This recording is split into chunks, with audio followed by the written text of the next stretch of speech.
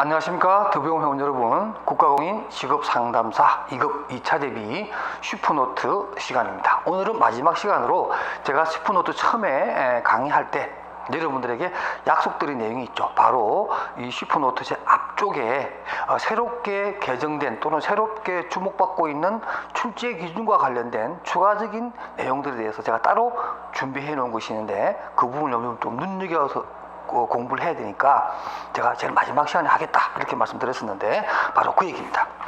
여러분, 교재 위치가 좀 찾기가 그런데요. 여러분 이제 이 책 가지고 있잖아요, 그죠? 이 책에 첫 그 표지부터 한 석 장 정도 넘기시게 되면 그 위에 제가 이 책에 페이지가 없어서 조금 그런데, 거기 보면은 왼쪽 위에 석 장 정도 넘기게 되면 2016년도 심판 직업상담사 2급 2차 시험 잡는 슈퍼노트, 이렇게 제가 제목을 아주 도전적으로 적어놨는데요. 그 내용 보시죠.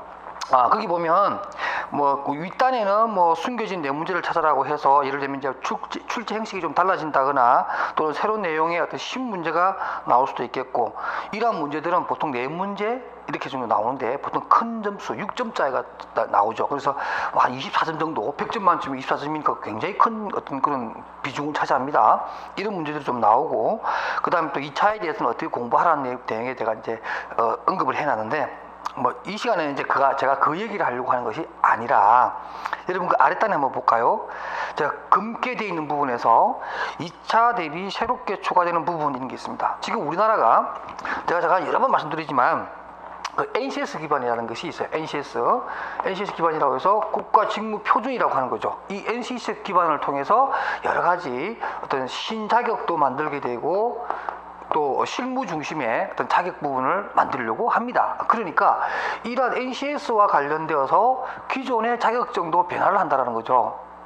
이 NCS라는 것이 뭐냐면 실무에 능통한 뜻입니다. 실무에 능통하고 그 어떤 시장에서 바로 활용이 가능한, 시장에서 활용 가능한 그러한 내용의 자격 내용을 새롭게 개편하는 겁니다. 그러면서 우리 직업 상담사 자격증도 많은 분들이 도전을 하고 있고, 또 새로운 내용들이 좀 추가가 돼야 되겠지만, 국가 시험의 출제 기준은 한번 딱 정해지면 5년간 유지가 됩니다, 원칙적으로. 그래서 그렇게 해왔는데, 최근에 우리가 원래 지금 여러분들이 보셔야 될 그 시험의 출제 기준은, 2차 기준은 말이죠, 2019년도, 원래 여러분들 2019년도까지 이미 발표가 되어 있는 출제 기준으로 여러분들이 공부를 하셔야 됩니다. 그런데 이 2019년도까지 되어 있는 것은 기존의 어떤 자격증의 내용과 맞춰져서 개발된 거예요. 그래서 이 NCS와는 좀 안 맞죠.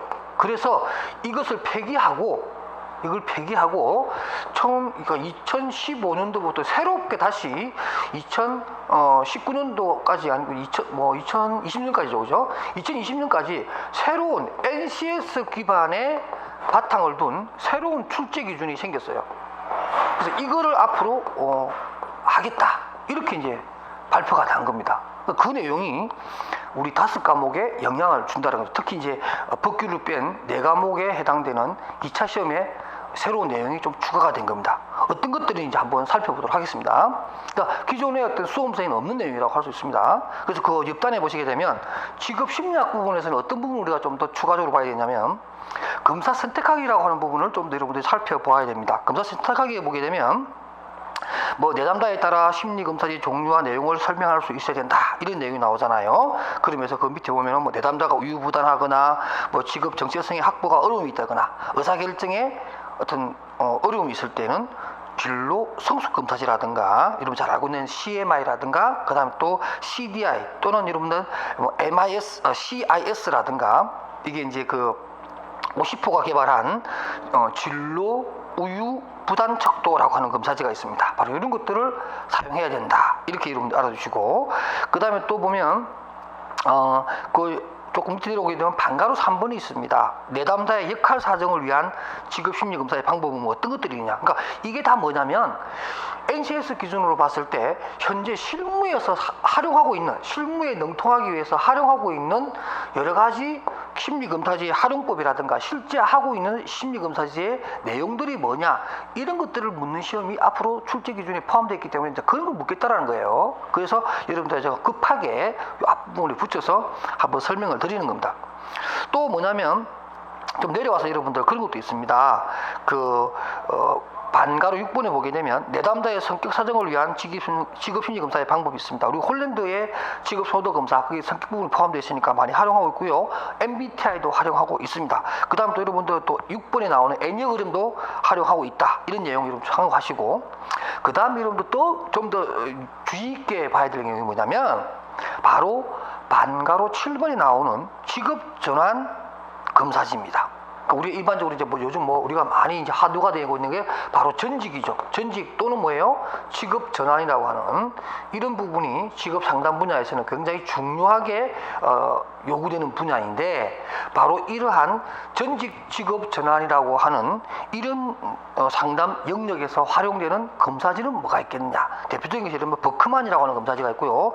또 한 장 넘기게 되면 여러분들 디스크라는 검사지 이런 것도 좀 보시는데, 특히 여러분들 그 다음 페이지 보게 되면 사인의 앵커 검사지입니다. 사인이라고 하는 사람 학자 이름이고요. 이 사인이라는 분이 일반적으로 경력 개발에 아주 유명한 학자이신데, 이분이 커리어 앵커 검사지라고 하는 것을 만들어서 경력 개발 내지는 전직 또는 직업 전환자들을 위한 사전 역량 검사로서 이 검사지를 실시하고 있는데, 바로 여러분들 커리어 앵커 검사지에 대한 척도 8가지를 꼭 알아두시기 바랍니다. 거기 보면 그 밑에 8개의 범주라고 해서 전문성 추구형, 리더십 추구형, 그 다음 오른쪽에 자율성과 독립성 추구형, 안정성 추구형, 그 다음에 경제 추구형, 그 다음에 봉사헌신 추구형, 그 다음 닦는 게 있으면 도구 추구형, 마지막으로 삶의 질 추구형, 이렇게 해서 라이프 스타일의 그 사람의 유형이 어떤 거냐 이런 것에 따라서 총 8개의 축, 우리가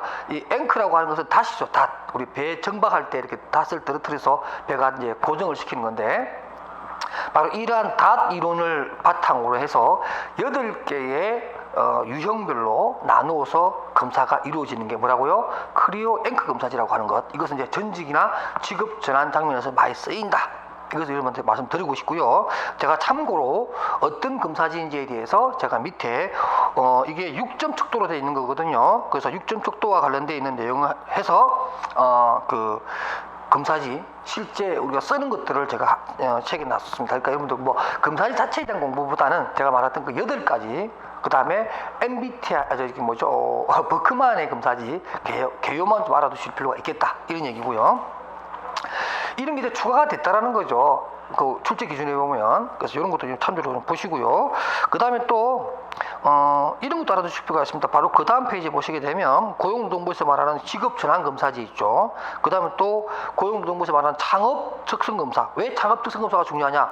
전직이나 직업 전환의 경우에는 창업이라고 하는 항목이 일반적인 직업 선택을 도와주는 직업 상담 영역과는 좀 다른 모습을 보여주는 거죠. 그래서 창업에 관련된 적성검사지도 있다. 꼭 참조를 해 보시고요. 그 다음에 이제 오른쪽에 직업심리검사지의 종류라고 하는 것이 있는데요. 참고로 보시면 되는데, 일반적인 분류가 있지만 바로 그 밑에 두 번째 보면 검사 속성에 따른 분류 있죠. 요것도 여러분들 좀, 그러니까 우리가 검사지 종류를 나열할 때 내용에 따른 분류, 목적에 따른 분류 이런 걸 많이 하는데, 일반적으로 내용에 따른 분류는 정서적이냐 인지적이냐 이런 걸 구분하고, 또 뭐예요? 목적에 따라서는 중거 참조 검사냐, 기준 참조 검사냐 이렇게 나누는 것들이 있고 시험 문제 잘 나왔지만, 앞으로 이러한 검사 속성에 따른 분류도 물어보겠다라는 거예요. 그래서 그런 것도 여러분 구분해 주시고, 그 다음 또 뭐냐면 3번에 보면 내담자의 목표에 적합한 검사를 선택하기 위해서 다양한 검사들의 가치와 제한점을 설명할 수 있어야 된다. 그래야 NCS를 기반으로 한 실무자로서의 어떤 능통성, 능수능란, 그다음 우리가 지기태라고 해서 지식과 기술과 태도를 갖춘 실무자의 원래 모습을 우리가 확인할 수 있다라는 거죠. 그래서 이런 것도 시험에 앞으로 낼 것이다. 그러니까 제가 일부러 이 책에다 집어넣은 것이고요. 그 다음에 그 다음 장 넘기시면 고용노동부에서 현재 실시하고 있는 청소년용이라든가 성인용 검사지라든가 이런 부분을 제가 설명해 놨는데 한번 참조로 보아주시고요. 그 밑에 보면은 뭐 가능한 많은 검사지를 실시해야 하는 이유. 여러분 따라오십니까? 아직 페이지가 없어서 좀 그런데 그 상단에 보면 고용노동부 제공 주요 심리 검사지의 검사 시간이라고 하는 것이 있고 표가 두 개가 있습니다. 한 번 더 보여드릴게요. 요 위치입니다. 좀 잘 보이시죠? 그래서 두 단이 있고 양식이 있는데 그 아랫단에 보시게 되면 뭐라고 돼 있냐면 바로 가능한 많은 검사지를 실시해야 하는 이유가 뭐냐 이런 것들 우리가 기존 교과서에서 볼 수 없었던 문제인데 이런 것도 이제 문제를 내겠다라는 거예요. 그래서 제가 그 오른쪽에 상단에 뭐라고 했냐면 우리가 상담자가 가능하면 많은 검사지를 내가 스스로 체험을 해봐야 되는 이유가 뭐냐면 이런 뜻이에요. 검사 결과에 발생하는 행태와 의미를 파악할 수 있게 되고요. 내가 먼저 그런 것을 알아야겠죠. 그 다음에 상담자가 그 다음에 검사가 도움이 되는 사람의 유형에 대한 감각을 얻게 되고요. 그 다음에 검사와 그 결과에 대해 내담자가 제기하는 문제의 종류를 밝힐 수도 있고 그 다음에 직업 상담사로서 능숙해지는데 도움이 된다. 무엇보다도 가장 중요한 이유가 이런 거겠지요. 그래서 우리가 어떤 그 검사지를 실시할 때는 검사자의 윤리 항목 중에 하나는 내가 먼저 그 검사지를 한번 받아봐야 된다라는 거죠. 그래야 내담자에게 좀 더 적절한 검사지 실시라든가 해석을 할 수 있다. 이런 의미에서 우리가 상담자가 가능하면 많은 검사지를 스스로 받아봐야 되는 이유가 뭔가라고 하는 문제가 나왔을 때 여러분들 제 책에 있는 이 내용을 딱 정리해서 적으시면 될 것 같습니다. 그 다음에 이제 직업 상담학 부분에서는 또 어떻게 새로운 내용들이 출제 기준으로 들어왔냐면은 일단 구직자 역량 파악학이라고 하는 것을 물어보겠다라는 거예요. ACS 기반으로서의 실무자는 능통하려면 그 사람이 가지고 있는 지식과 기술과 태도에 있어서 가장 중요한 것은 바로 상담 분야에서는 구직자의 역량을 잘 파악해야 된다 이런 얘기입니다. 그래서 구직자의 역량 파악하는 방법은 고용노동부에 있는 여러 가지 검사지가 있는데요. 첫 번째가 뭐냐면 IT 기본 역량 검사라고 하는 것이 있습니다. 그래서 하위 척도에 보게 되면 적성이라든가 인성 이렇게 나누고 또 적성에는 언어력, 추리력, 집중력, 근면성을 따지는 물어보는 이런 내용이 들어있고 그 다음 인성에는 근면, 자율, 적응성, 그 다음에 심미적 센스 아주 재미있는 항목인데요. 이런 것들이 IT의 기본 역량으로 우리가 파악해야 되는 것들이다. 이렇게 알아두시고 그 다음에 또 영업 직무죠. 우리가 직업 전환에 있어서 가장 또 크게 영향을 하는 것이 또 영업 분야에 내가 진출할 때 굉장히 좀 두려워하죠. 누구나 다 영업을 한다는 것은 사실 두려운 일 중에 하나인데 그래도 어쩔 수 없이 뭐 영업에 대한 부분으로 내가 나아가기 위해서는 그 전에 영업에 대한 기본 역량을 내가 알 수 있다면 훨씬 더 상담에 좀 더 수월할 수 있겠죠. 그럼 이러한 영업과 관련된 직무 역량은 뭐냐? 어느 쪽에 여러분들 또 보시게 되면 주요 검사 항목이 있습니다. 역시 이것도 적성과 인성을 나누죠. 근데 적성에서는 언어력이고 하는 것이 있고 기억력이 있습니다. 위에 나오는 IT하고 조금 다른 거죠. 기억력이라고 하는 게 새롭게 이제 좀 추가가 된 거고 우리가 보통 그런 얘기 하잖아. 영업하시는 분들이 뭐 이름을 잘 기억해야 된다. 고객들 한 번 들은 이름은 까먹지 말아야 된다. 그래야 단골을 놓치지 않는다. 뭐 이런 얘기 하잖아요. 그죠? 바로 이런 내용을 우리 감안해서 만든 하위 척도라고 볼 수 있습니다. 그 다음에 인성에 보면은 근면 자율, 그 다음에 또 심리적 탄력성, 굉장히 중요해요. 그죠? 스트레스 좀 강해야 되고, 뭐라 그럴까요? 좀 이렇게 부침성도 있어야 되고, 타인과의 관계나 낯선 사람을 만났을 때 두려워하지 않는 것, 경험에 대한 개방성, 뭐 이런 것들이 조금, 다른 어떤 영역에 비해서 좀 더 필요한 것이 바로 영업이 아니냐. 그런 것들이 들어가 있고, 그 다음 사회성, 감정 조절 이런 것들이 들어가 있습니다. 이런 것들이 이제 앞으로 시험 문제 나오겠다라는 거예요. 지금 현재 우리 사용하고 있거든요. 고용노동부에서. 그러니까 이런 것들은 이제 기존의 교과서에서는 안 다뤘는데 이제는 새롭게 2차 시험에 나오겠다 이런 얘기고요. 그래서 이제 한 장 넘기시면 그 IT라든가 영업에 관련된 주요 역량 검사 항목에 대해서 좀 더 설명해 놓은 거 참고로 좀 봐주시고요. 그 다음에 이제 그 오른쪽에 가시게 되면 또 직업 상담 기법의 활용이라고 그래서 뭐 직업 상담의 특성에 대해서 설명할 수 있느냐 읽어보시면 되는 내용이고 그 다음 또 하나 뭐 전직에 관련된 내용으로서 제대 군인에 대한 상담은 어떤 것들이 있으며 실제적으로 제대 군인을 위한 직업 상담 내지는 전직 교육의 프로그램들이 뭐가 있느냐 하면은 여러분들 보십시오. 제가 그 표 하나 만들어 놨는데 제가 그 국방부 2012년도에서 국방부 퇴직 군인들을 위한 프로그램에서 제가 가져온 건데요. 거기 보면 기본교육과 컨설팅과 심화교육과 또는 취업 창업에 매진할 수 있는 여러 가지 프로그램을 정해놨는데 그 세부 주요 내용을 보게 되면 변화관리, 사회 이해, 또 밑에 내려가서 진단, 목표 설정, 세 번째 가게 되면 자격증 취득이라든가 또 전문성 향상을 위한 프로그램을 하고 취업을 위해서는 취업 정보 또는 창업을 위한 창업 활동이나 귀농, 귀촌 이런 정보들을 네 모듈로 해서 진행하는 것들이 바로 제대 군인들을 위한 특화된 프로그램이다. 이렇게 여러분들이 좀 알아두시고, 만약에 제대 군인들을 위한 전직 상담을 하는 데 있어서 필요하다고 생각되는 주요한 상담 프로그램이나 컨설팅 내용에 대해서 네가 아는 대로 한번 써보라, 이렇게 문제가 나온다면 여러분들 이 내용을 적으시면 되겠습니다. 그 다음에 이제 우리가 대상자별로 봤을 때 뭐 세터민이라든가 또는 이제 결혼 이민자 이런 분들이죠. 우리 다문화와 관련된 상담은 어떻게 할 것이냐 하는 부분은 참고로 제 책에 있는 내용들 보고 여러분들 정리해 주시고요. 그 다음에 여러분들 다음 장에 계시면 이제 경단 여성들에 대한 내용이 나오는데, 경단 여성은 뭐 노동시장론에서도 나오고요. 또 상담에 있어서 대상자별로 나눌 때 여성의 경우에 어떤 식으로 상담을 하고 어떤 프로그램을 추가적으로 제공을 해서 이분들이 노동시장으로 복귀를 할 때 좀 더 수월하게 할 수 있느냐 하는 프로그램들이 제가 그 표에 있습니다. 제가 다 볼 수는 없고요. 한번 읽어보시게 되면 아마 여성에 특화된 그런 직업 상담을 위한 여러 가지 개입 요소들을 담아놓은 내용입니다. 한번 꼭 보시고요. 얼마든지 단독으로 출제가 될 수 있는 것이고, 또 그래서 새로운 출제 기준 2000년도까지 쓰이는 NCS 기반을 두고 있는 출제 기준으로 여성에 대한 어떤 그런 부분이 많이 강조가 된다, 알아두시기 바랍니다. 그 다음에 이제 그과 관련된 부분에서 제일 마지막 페이지입니다. 그러니까 책을 보면 왼쪽에 오른쪽에 차례가 있고요. 잘 보이시나요? 오른쪽에 차례가 있고 왼쪽에 보면 제가 그 뭐라고 되어 있냐면 베이비 부모 세대의 특징, 이 부분을 제가 검은 음영 위에다가 제가 내용을 담아놨는데, 우리가 전직이나 직업 전환이나 그 상담에서 대상자 중에서 가장 중요한 사람은 바로 뭐예요?